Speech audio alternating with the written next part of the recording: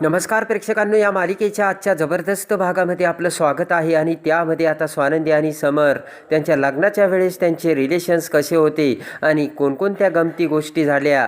आणि समर म्हणतो की मी अगदी सहजरित्या करायची म्हणून सप्तपदी केली होती. तर स्वानंदी म्हणते खरंच अहो, त्यावेळेस तुमच्या तोंडाकडे जरी बघितलं ना तर मला असं वाटत होतं की मी काळ्या पाण्याची शिक्षा भोगते की काय. आणि त्यानंतर आता समर म्हणतो की पण आत्ता असं नाही, आत्ता सगळं बदललं आणि आता मला तुम्ही फक्त एक जन्म नाही तर पुढचे 7 जन्म बायको म्हणून हवे आहात. विशेष स्वानंदी राजवाडे. तर आता स्वानंदी खुश होते आणि समरने त्याचे दोन्ही हात समोर केलेले असतात आणि हसतच स्वानंदी म्हणते की आय लव्ह यू मिस्टर राजवाडे. त्यानंतर आता समर म्हणतो की स्वानंदी मॅडम तुम्ही वडाच्या झाडाची पूजा करा आणि त्यानंतर आपण बरोबरीने वडाच्या झाडाला फेरे मारूयात. आणि त्यानंतर आता स्वानंदी ही वडाच्या झाडाची पूजा करते आणि दोघंही एकमेकांचा हात हातात धरून आता वडाच्या दाराला दोरा बांधू लागतात आणि फेरी घेऊ लागतात. समर आणि स्वानंदी खरंच खूप खुश झालेले असतात.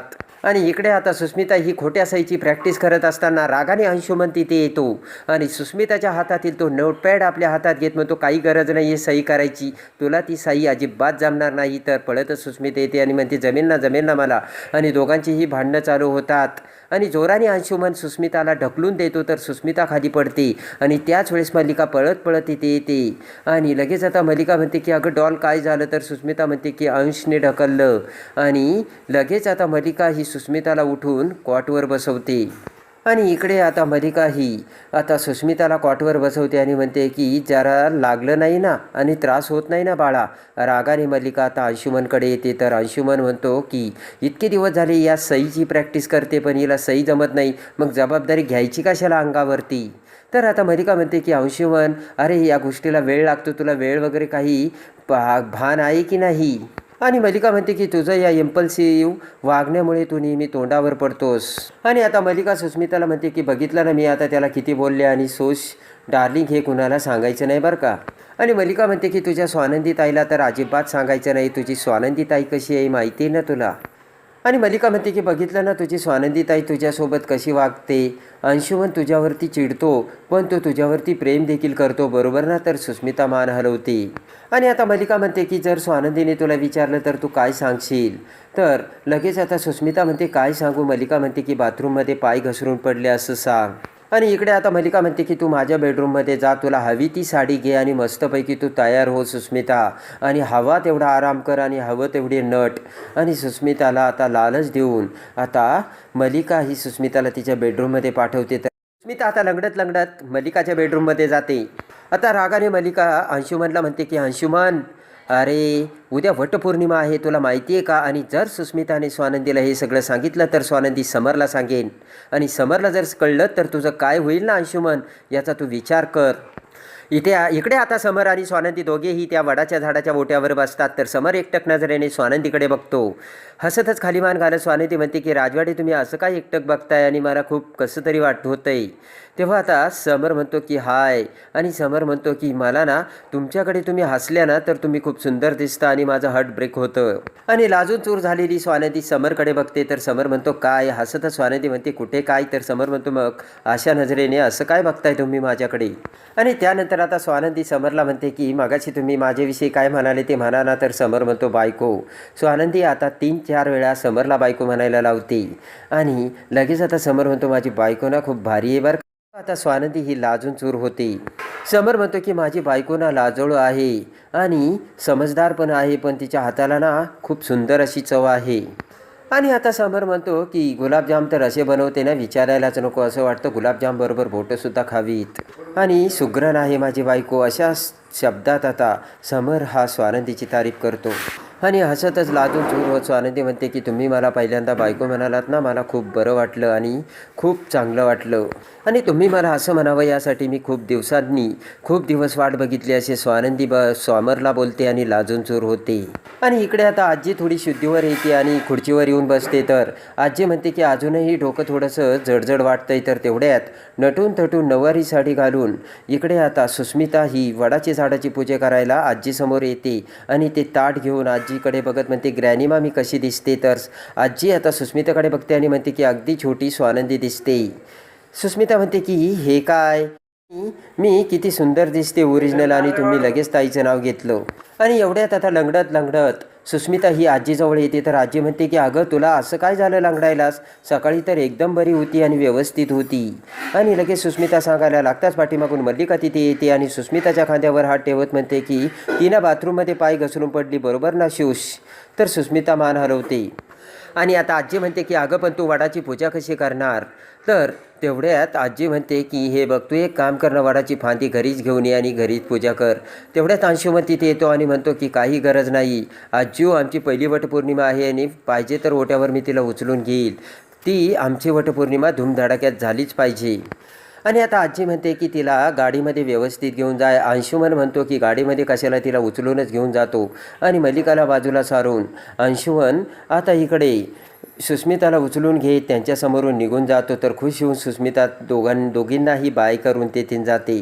आणि तेवढ्यात आता पूजेचं ताट राहिलं हे लक्षात येताच मल्लिका ते पूजेचं ताट घेऊन आता त्यांच्या पाठीमागे पळत जाते. आणि इकडे आता समर स्वानंदीला म्हणतो की स्वानंदी मॅडम, आपण ना एकमेकांसोबत भांडतच राहू, कारण एकमेकांशी भांडल्यानंतरसुद्धा प्रेम एकमेकातलं वाढतच राहतं. आणि लगेच आता समर म्हणतो बरोबर ना बायको. तर हसून लाजून चूर व स्वानंदी म्हणते की भांडूयात आपण. आणि लगेच आता समर म्हणतो पुन्हा माझं हार्ट ब्रेक व्हायला लागलंय. आणि इकडे आता मल्लिका आजीला सांगत असते की आई बघा, अंशुमन आणि सुस्मिताचं लग्न कोणत्या परिस्थितीत झालं तरीसुद्धा त्यांना एकमेकांबद्दल किती लगाव आहे आणि किती जपतात दोघं. आणि इकडे आता मल्लिका म्हणते की बघितलं ना, त्या दोघांतलं प्रेम बघून इकडे माझे डोळे भरून येतात. आणि नाटक करत मल्लिका पदराने तिचे डोळे पुसते. आणि आता आजी म्हणते की त्यात काय एवढं, त्याने लग्न केलं आहे तिच्याशी, तेव्हा बायको म्हणून सांभाळण्याची जबाबदारी त्याचीच आहे ना, मग काय झालं. आणि त्याने आता लग्न केलं, लग्नाची बायको म्हणजे त्याची जबाबदारीच आहे ना, आणि त्याने सांभाळायलाच पाहिजे ना. आणि जर त्याने तिला सांभाळलं तर व्यवस्थित त्याने तिच्या घरच्यांचा जर विश्वास संपादन केला तर बरंच आहे ना, असे आजी आता मल्लिकाला सांगते. आणि आजी म्हणते की ही तर चांगलीच गोष्ट आहे, सुस्मिताशी आता अंशुमन चांगला वागतोय, पण या अगोदर इतर बायकांशी तो कसा वागत होता हे तर तुला माहिती आहे ना मल्लिका, असे आता आजी आठवण करून देते. आणि इकडे आता आजी म्हणते की विसरलीस का मल्लिका तू, अगं तुझ्या मुलाने त्या चिंगीसारख्या मुलीचा विश्वासघात केला आणि 4 दिवस काय तो बायको सोबत चांगला वागला, तर हे विसरता येणार नाही मल्लिका, कळतंय का तुला. आणि तेव्हा आता आजी म्हणते त्याच्या चुकांवरती पांघरून घालणं बंद कर. तर मल्लिका म्हणते की तो सुद्धा तुमचा नातूच आहे ना, आणि आता तो किती जरी चांगला वागला तरी तुम्ही त्याच नजरेने त्याच्याकडे बघणार आहात का, असा प्रश्न आता मल्लिका आजीला करते. आणि तेवढ्यात आता डोक्याला हात लावत आजी म्हणते की माझं डोकं ना खूप जड पडलंय. आणि आता डोक्याला हात लावत आजी म्हणते की तुझ्याशी बोलून बोलून ना माझं आता डोकं दुखायला लागलं आणि जड झालंय. आणि इकडे आता आजी म्हणते की मी ना पुस्तक वाचत बसले होते, तेवढ्यात आता सुस्मिता ज्यूस घेऊन आली आणि तिने आणलेला ज्यूस मी घेतला आणि लगेच माझं डोकं जड पडलं. मल्लिका म्हणते की मी ना तुमच्यासाठी आल्याचा चहा घेऊन येते. आणि इकडे आता स्वानंदी म्हणते की चला आपण वडाच्या झाडाला हात जोडून नमस्कार करूयात आणि जाऊयात. दोघेही आता वडाच्या झाडाजवळ येताच आता इकडे अंशुमन हा सुस्मिताला उचलून कडेवरती घेऊन आता तिथे येतो. समर आणि स्वानंदी दोघेही त्याला बघतात. आणि आता लगेच आता अंशुमन समरकडे बघत म्हणतो की दादा तू इथे कसा, हा वहिनीसाठी आला असेल, मी पण माझ्या स्वीट हार्टला उचलून इथे घेऊन आलो आणि तिच्यासाठी आलोय. समर स्वानंदी आता त्यांच्याकडे बघतात.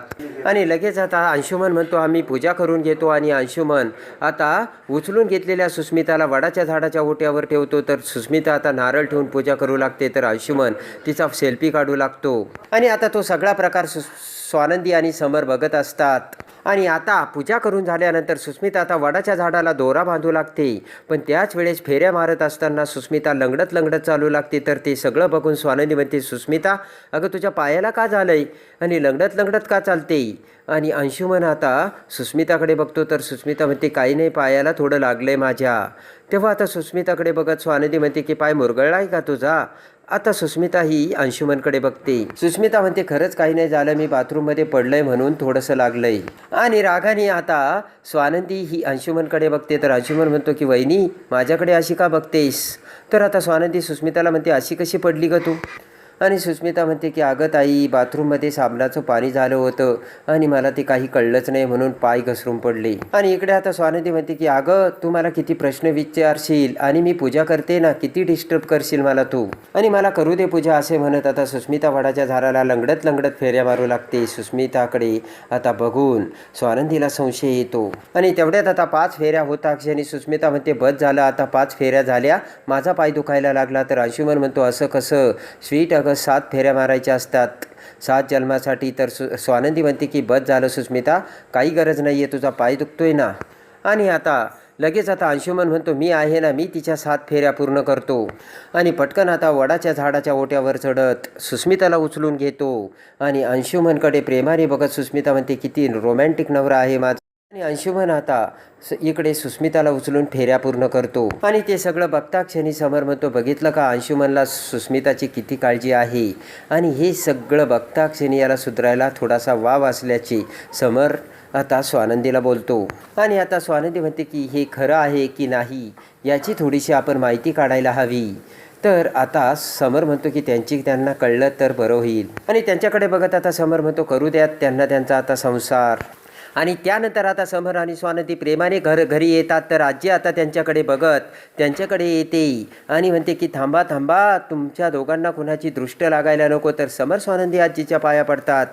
आजी म्हणते की जगातली सगळी सुखे तुम्हाला मिळू देत. आणि त्यानंतर आता समर स्वानंदी दोघेही बेडरूममध्ये येतात. तर समर म्हणतो मला ना स्वानंदी मॅडम तुमचा हात धरावा असं वाटतो. तर हात पुढे करत स्वानंदी म्हणते धरा ना. आणि स्वानंदीचे हात जर दोघेही आता रोमॅन्टिक होऊन एकमेकांच्या समोर येतात. तर त्याच वेळेस मल्लिका दरवाजातून ते सगळं बघते आणि मल्लिका म्हणते की हे दोघं यांचं काय चाललंय आणि मला ना या दोघांमधलं अंतर वाढवायलाच हवं आणि त्यासाठी मला काहीतरी करायलाच हवं असा विचार आता मल्लिका करते. आणि आता तिरप्या नजरेने जलस फील करत मल्लिका आता समर आणि स्वानंदीकडे बघते. तर स्वानंदीने मल्लिकाला फाट्यावर मारत आता समरच्या प्रेमाला जिंकून आता दोघींनीही एकमेकांचा प्रेमाचा इजहार करून दोघांचीही प्रेमाची वीण घट्ट केलेली असते. आणि एकमेकांच्या नात्यातली वीण घट्ट करत समर आणि स्वानंदी आता मल्लिका अंशुमनच्या नाकावर टिचून आता स्वानंदी ही मल्लिकाला कशी ताळ्यावरती आणि जागेवर आणते आणि अंशुमनचा कसा माज उतरवते हे बघण्यासाठी आणि या मालिकेच्या डेली अपडेटसाठी आपल्या चॅनलला लाईक करा, सबस्क्राईब